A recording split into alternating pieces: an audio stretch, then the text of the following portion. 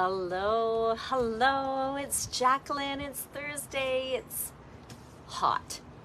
It's hot. And I thought what I'd do today is I would bring us outside. I'm first going to tell you, how am I staying cool out here? I'm not sure if you've had a chance to try it, but I'm actually sipping on elderflower cordial. This is so refreshing. I love it. When I was in Ireland, I was doing elderflower all over the place. I fell in love with it. So if you haven't actually tried it, do. The instructions are right on the package, but it's actually, it says fragrant florals and fruity sweet tea with elderflowers. I'm not a big fan of herbal teas, but I'm going to tell you, this is really delicious. So hello, Carolyn, nice to see you. Here, let me have a sip, because I definitely need it. It's scorching out here. And of course, with the barbecue on, it's a little toasty. So let's get our cooking class going today. I really want to make sure that each and every one of you is saving money in the grocery store. And so I was going through the flyer, and I totally recommend that when you're trying to save money, shop your flyer. The front cover of my little grocery store down below, which is IGA, actually had chicken with breasts attached. 37% off the regular price. 37% off. I could get a chicken leg with the backs attached for next to nothing. 4 of these for like $9.33. Incredibly economical. So now you might be saying, I don't know what to do with these. They're huge. It's okay. You're going to feed your family lots. So the first thing I want to do is I want to show you how to actually break this into more functional pieces, because this is probably too much for one person to eat. So what we're going to do is get a sharp knife, and you're going to, you'll know once you've done this a few times, you don't want to cut through the bone, but you can actually feel where the bone is. And you're just going to take your knife and just wiggle it, and you're going to find the spot, just going to snap here, there we go, where the bone is. All right, so now I've got family size portions. Okay, so there we go. We've got the back attached with the bone, skin on, and of course our drum stick. Now here's a quick little tip. I know that we're only on this cooking class for a short period of time. When you're actually cooking chicken, it's going to take you probably about 30 to 35 minutes to cook this, especially with the bone in. You need to have an internal temperature that reaches 180 degrees. And because there's bone in here, if you have a thermometer, you have to be really careful. I actually do sort of a poke test, and if the juice runs clear, I know it's done. If you have a thermometer, well, you can certainly use that. Now, if you're wanting to make sure and you're not wanting to spend a whole bunch of time, and you do have a microwave, you can put these in your multi-purpose steamer, and you could actually cook this in advance in your microwave and then just put it on the grill, so that you're only just caramelizing it and getting some flavor of the grill marks. So what are we going to put on these lovely chicken? And that, remember I said $9.33 for those. Oh my gosh, you could probably feed a family of 8. Okay, so let's get started. We're going to actually, and you know me, I always think out of the package. The directions are on the back, but it actually says directions for the microwave, directions for the oven, and it's for a whole chicken. Gosh, I don't follow directions. This is why I love being my own boss. So we're just going to use our scissors. We're going to put a little bit of oil, not a lot. Notice I've got gloves on here. I'm not in front of a sink. But the facts about chicken is we want to make sure that we don't make ourselves ill. So you want to make sure you wash your hands well before and after. And in this case, I'm just going to take off my gloves.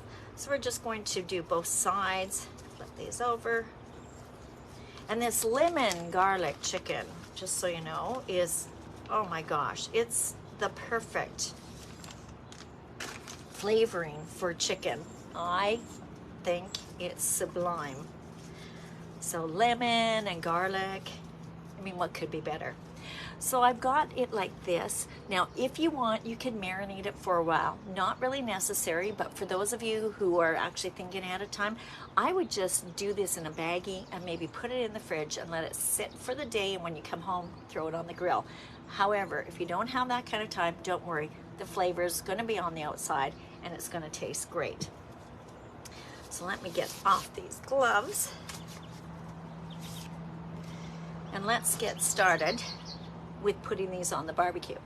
So the barbecue is set up for 350 to 400 degrees, and it will take a little bit of time. So I've got the TV version, not to worry. And you notice I have 2 grip and grabs. These, by the way, have come back into our catalog, sold individually. So if you've been waiting to get an additional grip and grab or a saute spoon, wait no longer. We've got you covered.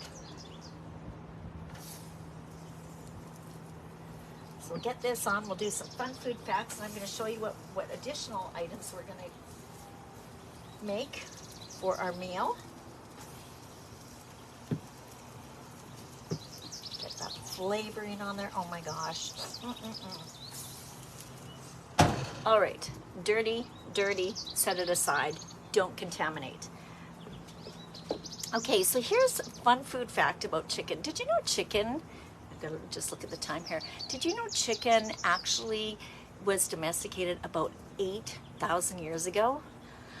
Gosh, that's a long time. And chicken is actually one of the second most eaten proteins. Any guess on what the first protein would be? Put it below. I can't see your posts usually. It's a small little screen I've got going here. The first one is pork, then chicken, and then beef. The average American eats approximately 80 pounds of chicken on an annual basis. That's a lot of chicken. Okay, so let's get started with what we're going to serve as well. I had some beans. I wanted to make it look very colorful. I always buy my peppers in the tri-pack, and they were actually on sale as well. And when I buy these, I buy them in the family pack. Sometimes when they're going, a little bad, I will cut them into slices and I can use them in casseroles. But they are so inexpensive right now because of the summer season. So I'm using our ceramic knife here. And because I've got green beans, I wanted to make my slices of peppers in strips as well.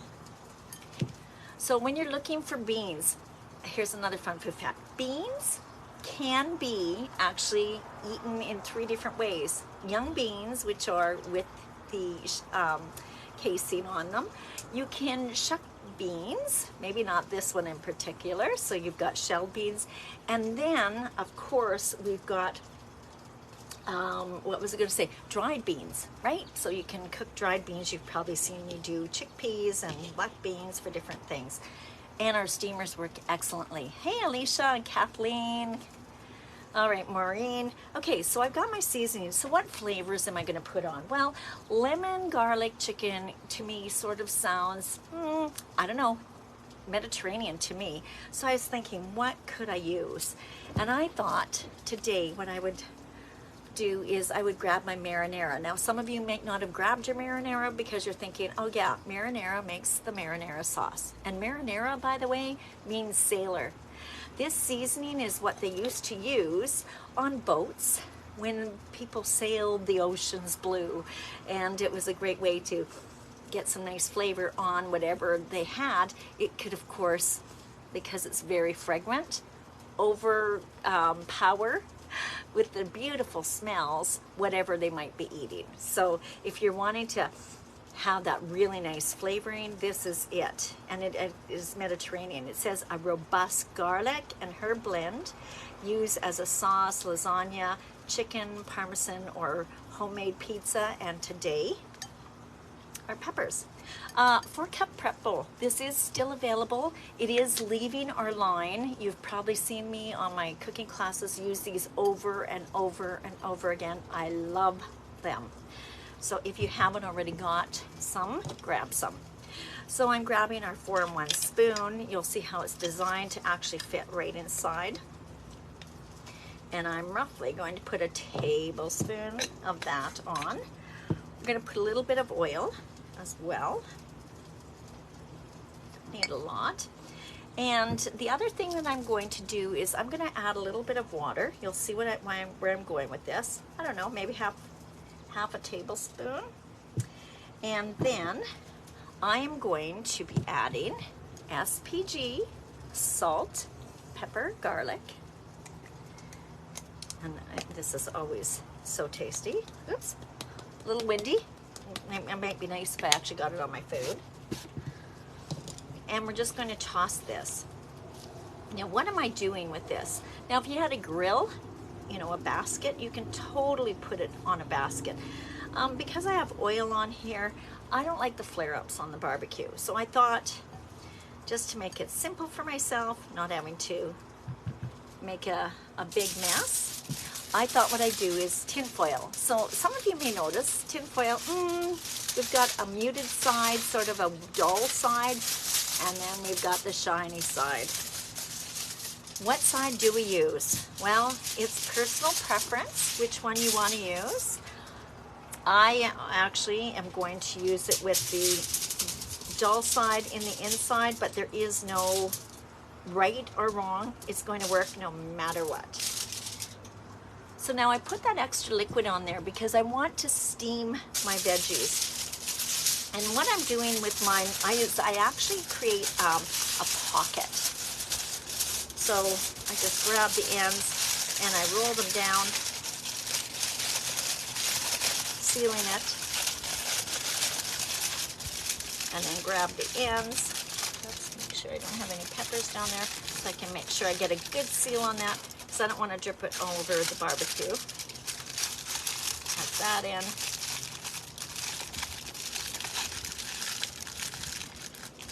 Now, these little packets that you have are going to take about 8 minutes per side.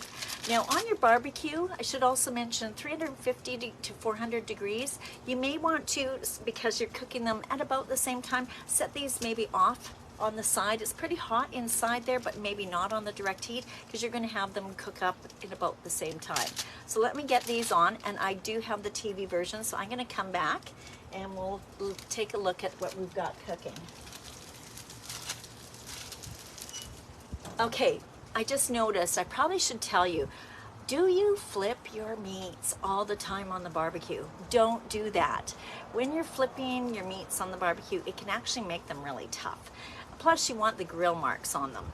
I don't know if you noticed, but I actually have a sheet. See if you can see it here. And this actually protects my grill. I think it was called a Kachina. I highly recommend it. I don't sell it, but I do love the fact that it makes my grill cleaning really, really easy. So let me just clean up my mess here. And let me get plating my food. I just realized I don't have an oven mitt, and this is going to be hot. So let's just see if I can pull this out on my own. Okay, so let's grab our meat first.